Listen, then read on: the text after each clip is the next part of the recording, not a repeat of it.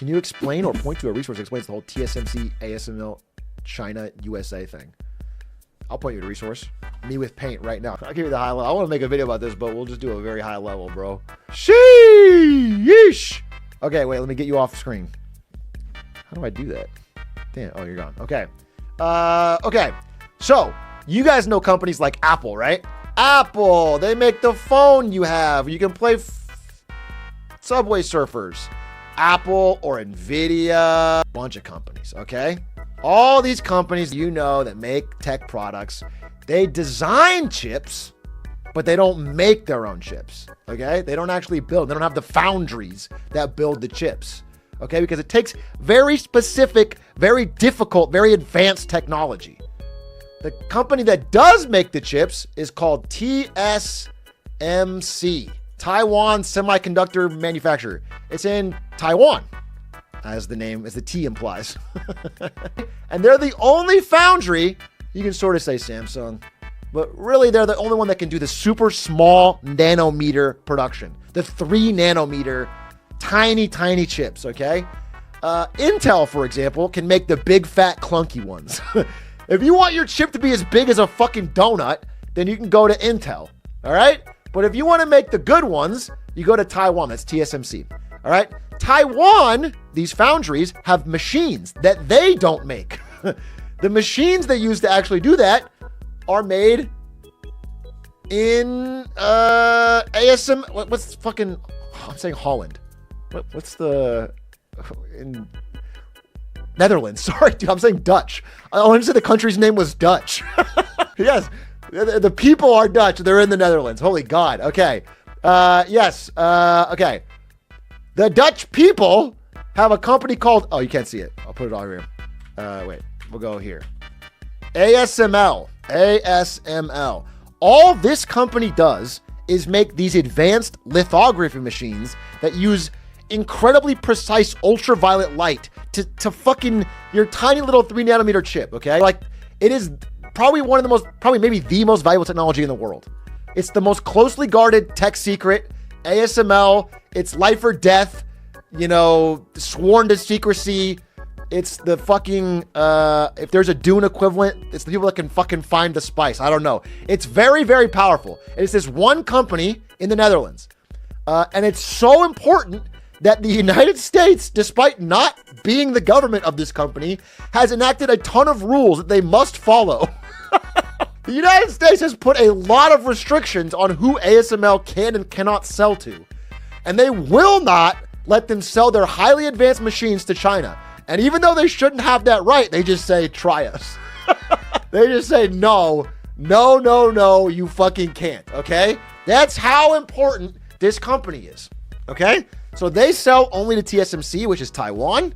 Taiwan uses it to make the chips. The chips get shipped back to Apple and nvidia, who add a markup to them because they designed them, and then they make all this big money for American tech. And in the coming race for the AI future, and again, as much as I have called aspects of the AI bubble hype, and they absolutely are, I think there's little doubt in my mind, or a lot of people's minds, that it is kind of like the internet, where there's going to be a bubble like hype, and then it's going to make serious changes to our world. It's already so far thousands of times beyond where crypto was, which was nothing, never did anything real. AI already has real impacts, all right? It's going to happen. So this race is very real, and the United States and China are on the opposite sides of it. They are both racing at full speed, and so that makes TSMC and ASML very fucking important. And there's a lot of, I would say, tension around this. Like, first of all, China believes that all of this, Taiwan in general, belongs to them. And so they may eventually want to fight a war over this or invade, or, you know, and that puts a huge tension on the whole global supply chain for chips. Because if they had TSMC, that's 60% plus of all of the world's chips are manufactured there. It would be scary for everybody. So a couple things are happening right now as we speak. Number one, the United States, the USA, right here, USA, baby. The USA is begging right now, eventually maybe legally forcing. Right now, they are begging Apple and nvidia and other big companies to try and make their chips at Intel. But the problem is, Intel fucking sucks. I mean, no, this is like, again, I read an article 4 days ago. It's Gina Raimondo or whatever of the State Department. She's going over to the CEOs of these companies and be like, hey, you need to. This is not a joke. You need to start using Intel. Now, no legal requirement yet, but it's like getting there. And then they're like, no, we don't want to. Intel fucking sucks. And the United States government is also giving money, hand over fist, to Intel to try and improve their manufacturing capabilities. The goal is to get Intel to catch up to TSMC so that eventually we don't have to worry about this falling into China's hands. Okay, that's the idea. At the same time, the US's tentacles extend out to here, to ASML, where, like I said, they are trying a lot of different methods to keep them from selling things to China. However, in response, China's doing things as well. China, I think it was Xi Jinping himself, in a meeting with the president of the Netherlands, had some threats of his own. And he basically said, yo, if you don't sell ASML stuff to China, we are going to have to eventually do a full-on Chinese boycott of every product in ASML and perhaps other Netherlands products in general. Okay? So they're caught between a rock and a fucking hard place.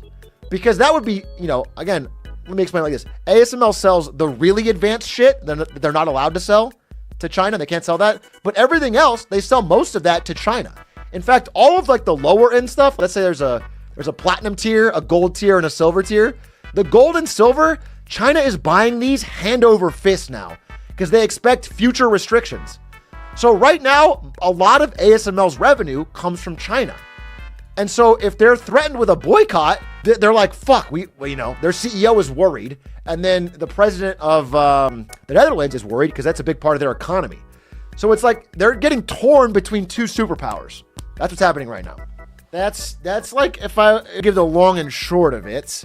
Also, there's sort of a 4-step process here. And I want to be clear, I have a slight US when I say this. It's true. But like, if I was a Chinese citizen, I'd be like, I don't give a shit. Do whatever you gotta do. If I was trying, what? We're behind. Do whatever you gotta do. They're gonna try and box you in. All right, I want you to understand that. So like, China has a 4-step process they've done over and over to great effect. Number one is they'll buy up all of the golden, right? Everything they can get their hands on first to carry them over. Then they move very fucking fast in investing in their own domestic industry to try and leapfrog it. Number 3 is they try to find an outside partner who is as good as ASML or close to do a China 50-50 split. This is where they start stealing tech secrets. I'm just being honest. This is a pattern that's happened over and over. They will start stealing, or they will start paying ASML employees. They will start whatever it is to try and leapfrog and catch up, whatever is. Again, I think there's an article, I read fucking 2 weeks ago about an inquest on ASML employee who got a huge payout from some Chinese company and then fled to China. Like, they're doing this right now. They're trying to do this. So they're investing in their own. They're buying all the old ones. They're trying to find a partnership or someone turn to catch up on things. And then they subsidize. So once they start getting production, they subsidize the shit out of it and start flooding the market. And usually it'll wipe out the original competitor. Now with ASML, I don't think that's likely, but understand that like, this is a 4-step process they have done consistently. They did it with high-speed rail. They've done it with now, and it's very successful. And if I'm a Chinese citizen, I go, fuck it. Like the normal rules that will never let me catch up. I understand what doing it, but from the outside, it seems a little unfair, right? So this is what's happening. This is like you kind of got me off on a tangent here, but this is the high-level overview of like probably the most important industry in the world right now. The semiconductor industry is like the beating heart of the AI race, which is what both countries are zooming towards. They're both extremely focused on it. Say again? There's some questions. I'll totally fucking answer them. Dude, I fucking Quack had something, but I lost it. Is the USA really above doing all the shady activity though? No, absolutely not. But the really organized and industrial espionage of trade secrets, which again, the reason the US doesn't have to do it is because they're already in the lead. They have the in the markets and so I don't know if they would do it, but I'm saying they don't. China has been focused about doing this since the days of like Nortel, fucking Nokia, fucking basically, they have found many ways to siphon trade secrets from companies. Huawei, exactly. And again, I'm trying to give both sides here. Some people get really angry about that. Some people say, no, it never happened. There's a lot of evidence. I mean, it's concrete now. Why is Intel so bad? Mismanagement. Fucking management. Intel got fat and lazy. Intel used to be forefront. You go back to like the late 90s, early 2000s, Intel's the forefront. But then they just found out they could barely upgrade every fucking year. They could improve almost nothing and sell the same products for a higher price over and over and over and over again. And they made fucking untold billions, you know? It was just incredibly lucrative. And in that time, their capacity to be good at this got worse. Their engineering talent siphoned off to other companies where they could go work on something real. And they got more and more fucking business people who just wanted to fucking smoke weed and chill. And it capacity from the inside out. Did you read Chip War? You nailed the explanations in the book. I have not read Chip War, but I have read of adjacent material around that. I know that, like, I saw that on a podcast. I said, literally smoking weed and chilling right now. Exactly. Did you see restrictions for Japan being forced by USA Today? Here's the other thing. So this is what worries me, right? So America is getting real handsy with forcing other countries to not trade with China. And if you can see why you do it, but you have to have a carrot and not just a stick, because America needs allies. And Japan, surprisingly, if you look back to World War fucking II, but ever since like the 80s, Japan has been one of America's closest allies. And right now today, Japan's probably our best ally because the UK is in the fucking dirt. Okay? Japan is like a very good ally of America. And because of how it is, having Japan there is like so strategically important. And we are treating, when I see like both parties getting like, oh, we can't let a Japanese company buy US steel. It's like they're treating Japan like it's China. And Japan is not a geopolitical enemy. And so you see Japanese leaders and their companies are spooked by this because it feels like it's a rule for thee, but not for us. Like America will be like, hey, Japan, be our ally. Don't buy from China. We're in a trade partnership and we can buy your companies, or we can invest in your markets. But if you try to do anything in America, we're going to get blocked politically. It's frustrating. I think it's a bad look. So yeah, I wish people had a more nuanced to it. But like for the public, like when you're a politician talking to the public, you can't say, yeah, I'm cool with US steel being bought by Nippon Steel. Because the public hears, wow, you want our jobs shipped off to China. Like they don't even, to them, there's no difference. And the politician can't say that. So we just have a problem.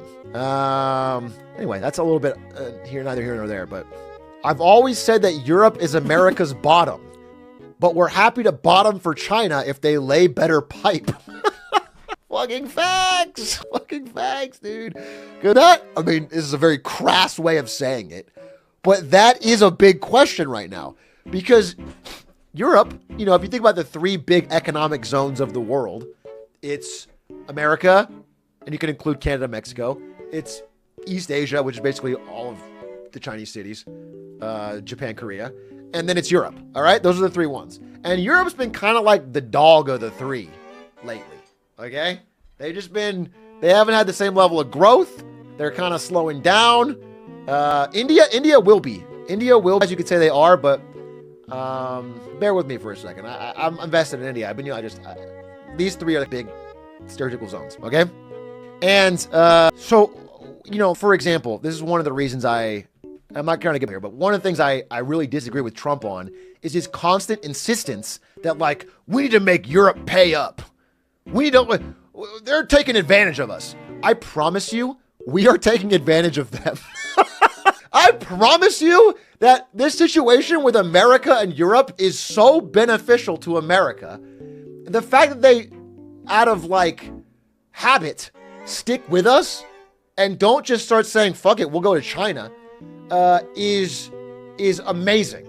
And driving them is so dangerous. Like, to have a president that is like on good terms with the president of France or Germany or the UK is like very important, because this whole NATO, America, Europe alliance thing gives us that leverage over, like, Europe is raising tariffs on Chinese EVs. If they one day go, fuck it, whatever, you know what I'm saying? It's just an important alliance. I feel like people they think too short term. It's like, it's from an American POV, it's like alliance with Europe is so beneficial, and ideally we want it to be mutually beneficial and not just one way. One of the main things that, and like, again, this is not a good thing, but the things that made it lucky, I'm not even like saying it was a president thing, but the situation in Ukraine, when that happened, when Russia invaded Ukraine, right off the bat, we don't know who did it. Could have been Joe Biden, could have been Zelensky, could have been someone. They blew up the natural gas pipeline between Russia and Germany. Okay, just blew it up. We don't know who did it. We don't know what happened. But when that blew up, it helped Europe become like, almost, because they didn't have a choice. Now they're locked in with the US because that's where they get all their natural gas now. They can't get it from Russia. Before, if that pipeline was still up during this war, Germany would have been like, hey, look, we got to end this war. We can't. They would have been like tempted to try and like make a deal with Russia, or even, I don't know, not switch sides, but they'd have so much economic interest. You understand? So because, and at the same time as that happened, China got really buddy with Russia, because China was there to buy everything that got sanctioned. So America and Western Europe all sanctioned Russia. We're not going to buy your oil. And then China said, fuck it, we will. And then India said, fuck it, we will. And it was a big come up for them. Okay?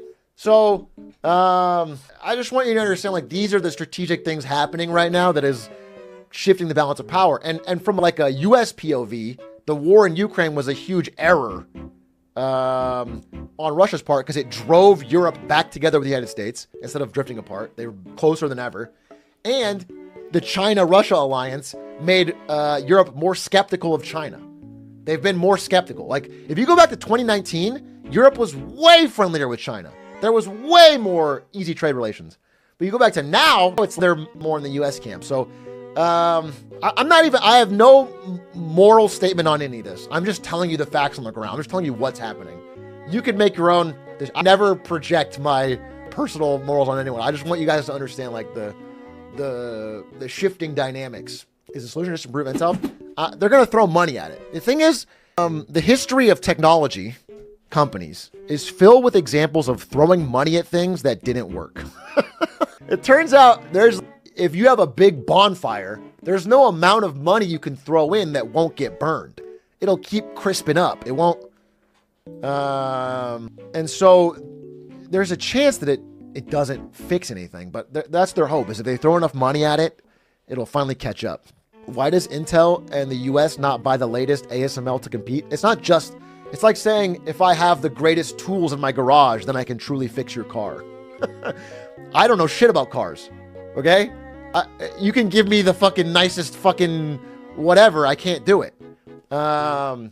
We can buy the latest and greatest ASML, but we still need to have the processes and technology and engineers, and Taiwan has all of that in spades. They have the best of the best. Why can't we spy on ASML then? Again, ASML's not the problem. ASML is within United States sphere of influence. We get all of their products at a fucking exorbitant price, but we get them. It's that we don't know how to use it all together to make the highest level technology. We're getting to my depth of fucking engineering knowledge here, right? I'm just telling you they don't know can't do it. Can we give Taiwan some of Wyoming? I don't think anyone's using it. You're saying this is a joke, but this is real, in that I think we are getting TSMC to set up. We gave them part of Arizona, basically. We gave them part of Arizona. All right, we gave them a sweetheart fucking deal, and we didn't actually give them part of it. We gave them great land, great funding, CHIPS Act funding. Just please, TSMC, set up a foundry in Arizona. The problem is, and this could be some of them, I think Taiwan in general understands that if America ever truly catches up, if we have foundries working at the highest level in America, then if China invades Taiwan, America's like, it sucks. I know you're our best friend, but we just have all these chips in Arizona. They might get ditched is the idea. Because nobody wants to go to World War III over nothing. Well, not over nothing, but over a small island's democracy. America will go to World War III over losing access to all the chips. So TSMC is probably not working at their level in Arizona to make this as good as possible. That being said, if you ask them why it's not going that well yet, it's because they say we don't have enough good engineers in America, which might fucking be true. They go, hey, we went to ASU down the road and they fucking suck. I don't know. But it's also like, yeah, they have insane work culture. Again, it's a lot. And there's a whole cultural difference. There's a lot. But, this is somewhat hopeful. They might get this working, and that would be big for supply chain safety. On April 14th, nvidia announced that it has started producing its Blackwell AI chips at TSMC's plant in Arizona, while companies within the state package and test them. TSMC recently announced a $100 billion investment in US chip making. It began producing chips using the 4 nanometer process at its Arizona factory in January and has plans to make chips with the more efficient 2 nanometer technology by the end of the decade. nvidia hasn't confirmed if this includes the latest Blackwell Ultra GB300 chip it revealed earlier this year.